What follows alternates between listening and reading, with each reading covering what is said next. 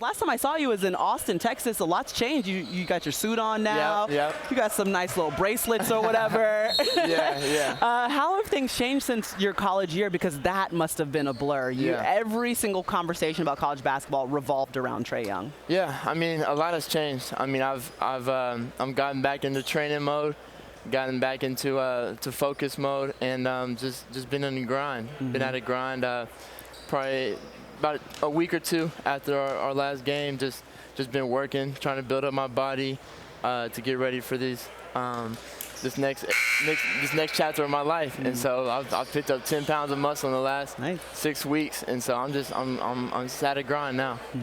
What was it like to go from a guy who maybe wasn't on every draft board, wasn't a consensus top 10 recruit, to being, the most exciting player in college basketball, a potential top 10 pick? What was that transition kind of like for you?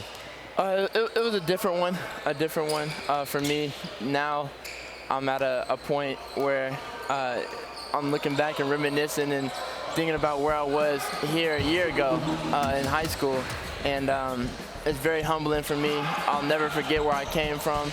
Something that I always keep as a rearview mirror, just knowing where I came from. And so this is a humbling experience for me, and something that I feel like I worked extremely hard for, and I know I got a lot to get better at, though. So, speaking of getting better, what do you think is tops on that list? Where do you feel like you really need to improve as you step into the NBA? Well, I mean, obviously, one thing that I'm continuing to get better at as of today is just my body, getting my body right, being able to take bumps and bruises for 82 games. And something that I'm super excited about is being able to show that I can play defense from day one, and just being an aggressive defensive player. And that's something that I'm super excited about, to be honest with you. Yeah, you have so much responsibility for your team's success on your shoulders. Like, the outcome seemed like it was determined by how you played.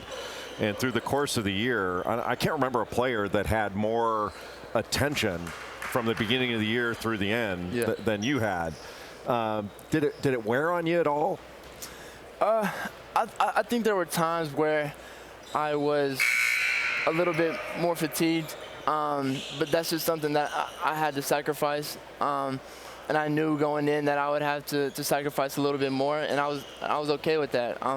I'm up for any challenge. That's something that I knew coming in I was going to have to do a little bit more of, and but yeah, no, I took it as a challenge. All right, we got another challenge for you. You got to sit with Mike Schmitz as he breaks you down here with his film room. So go ahead, Mike. Let's hear it. So we've talked about a lot of this stuff in the past, and we're going to go through a couple of your strengths and then maybe one area where you still have room to improve with some film here. Everyone focuses so much on your shooting, but what I love is your passing. You led the nation in assists for a reason, and it's subtle things, really your live dribble passing, your ability to find guys without having to pick up your dribble, your eyes here holding that weak side defender so that Brady just gets another second to get that shot off. Small thing, but that pays off at the NBA level. Then your ability to create space in switch situations, balls on a string, feet constantly moving, and that's against Kenrich Williams, a very good perimeter defender, as you know.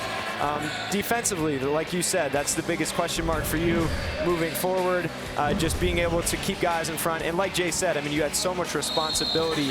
I think that played a big role. But plays like this, just being locked in, not focusing on that off-ball attention, and keeping a guy like Devontae Graham in front, that's probably the biggest thing that NBA teams are looking for you to pick up as you make that transition. So you mentioned your body. What other things about defense are you studying to improve in that area? Well, just everything, getting over ball screens, turning my man multiple times, just doing the little things that there were times in this year where I was being lazy, and I watch a lot of film. So a lot of those films that we just watched, I've watched over and over again, and but that's something that I know I need to improve, and I need to show from day one coming into this next level. So. Well, the next level is right around the corner for you, Trae. Thank you so much for joining us up here.